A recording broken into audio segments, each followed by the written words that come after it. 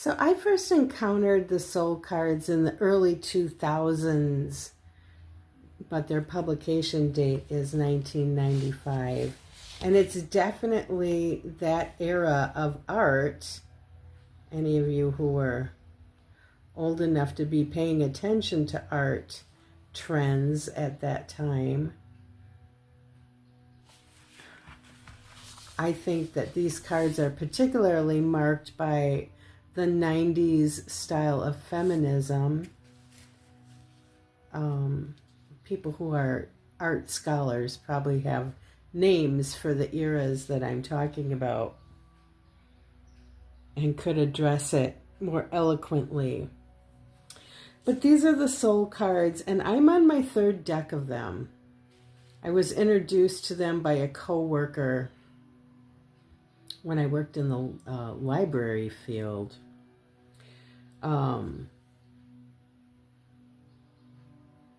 But yeah, I have literally worn out 2 decks and I'm on my third one. They're very high gloss, just like the box is very high gloss. And some people will find that problematic. It can be if you're trying to do any kind of filming at all.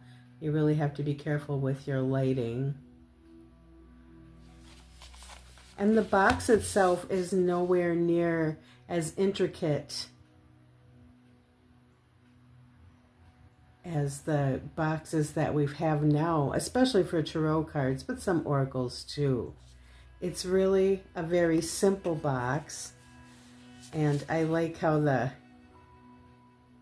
that bloody handprint, it looks like a bloody handprint. It's actually a small piece from one of the cards. I like how that's displayed. So there's a little book that comes with it, and it says Soul Cards 1. There actually are 2 decks of Soul Cards. There's Soul Cards 1 and Soul Cards 2.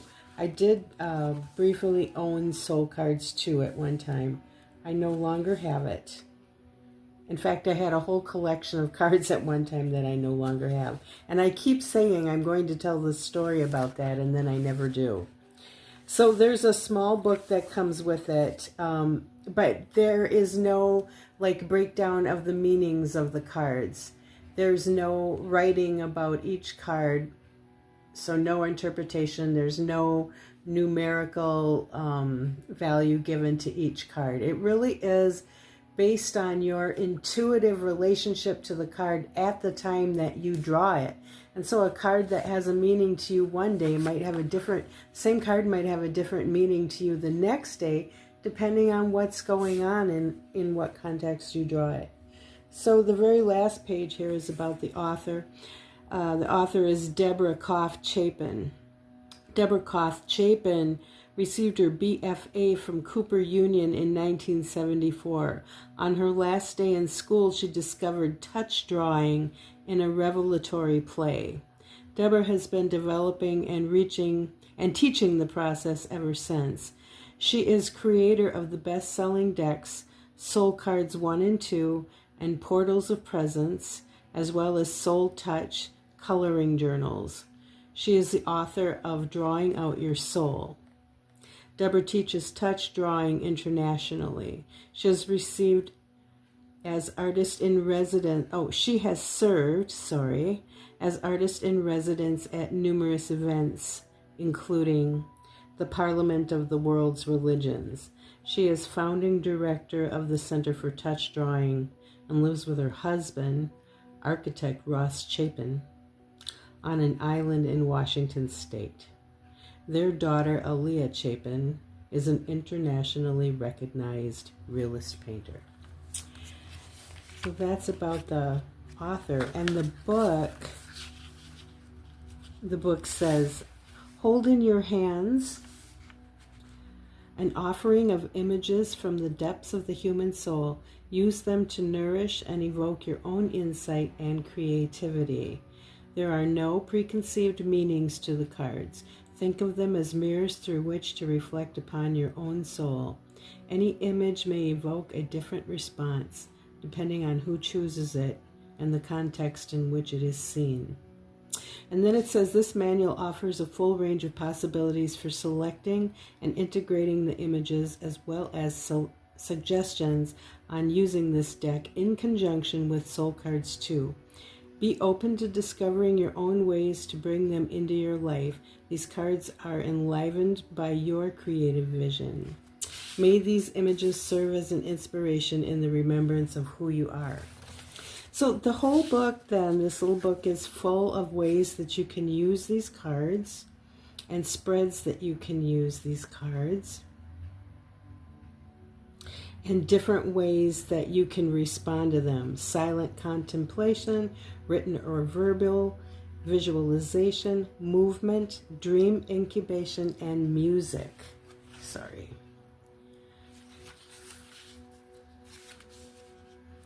In fact, I think it would be a valuable experiment to do some YouTube readings and spreads with these cards.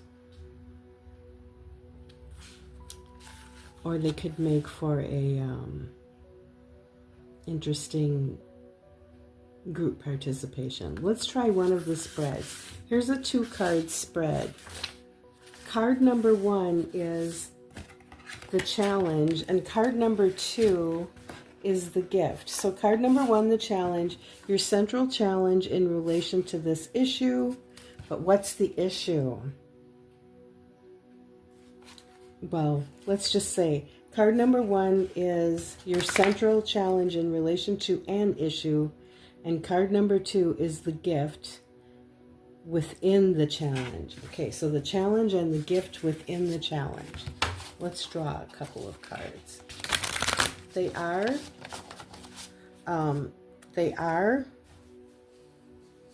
good size. There's the size of my hand.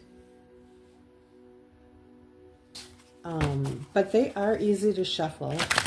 And I would say I probably have medium hands, medium to small.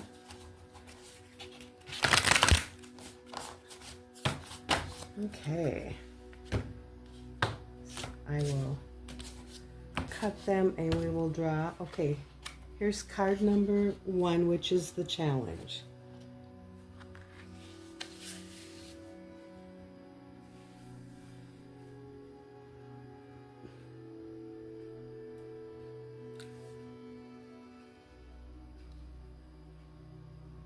I'd be interested if anybody wants to write in the comments below how they interpret the challenge. Personally, how do you interpret a challenge as expressed imagistically in this card?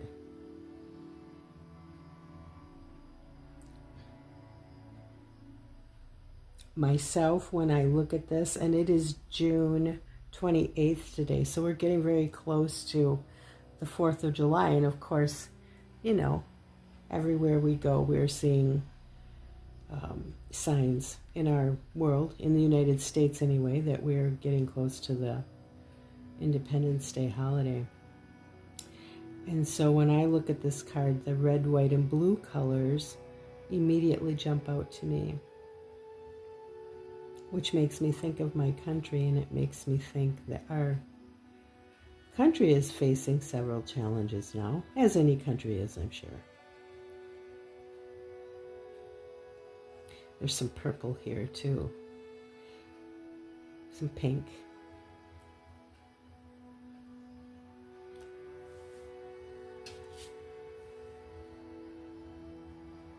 So this represents a challenge, and then the second card would represent the gift that's in the challenge. So let me shuffle a couple of times and cut, and then we'll draw.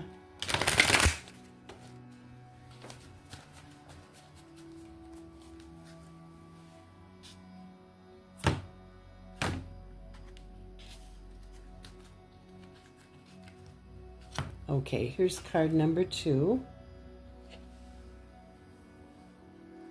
Oh, this is a card that challenges me. I have viewed this card many times, and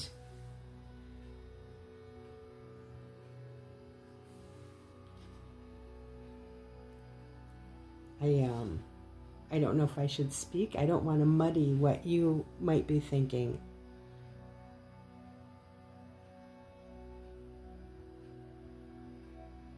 It's interesting here in the arm and the hand area. It looks like the hand, one hand might be holding a sword or some sort of arrowhead. And the other hand looks like it could actually be a sword or an arrowhead. And there's this light glowing from within. And this whole smearing of the head region. It's a very interesting card. So this would be the challenge.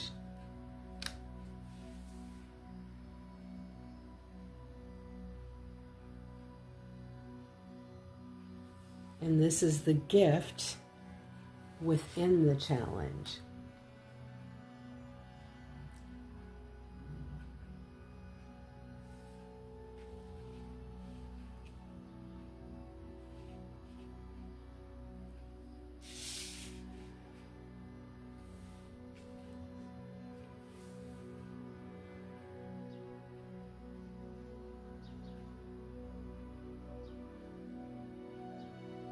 So yeah, and then a number of ways to respond. You could respond by talking about it, writing about it, doing movement around it. What were the other things that she had? Visualization, dream incubation, and music. And then, you know, she goes into each one of those things. Like, here's she does actually write about each one. Here's visualization, movement, dream incubation. So there's a write-up for each one. Here's what she says about music. Establish a space in which you feel safe to explore and create sounds. If you have one or more instruments, place yourself in a position to use them. Visually contemplate a chosen card. As you gaze at it, listen to the sounds of the environment about you. After a while, it may help to close your eyes. Let your body create the sounds it desires. You may begin with your breath, allowing it to become audible with tones. Explore the sense of vibration in your body as you change the notes or vowel sounds. If words or tunes begin to come, allow them to flow without judgment. If you use an instrument, allow it to become an extension of your body. You may begin to feel like you are being sounded, sung, or played. I'm sorry. Remember to keep listening. I wonder in this body what these hands are becoming extensions of.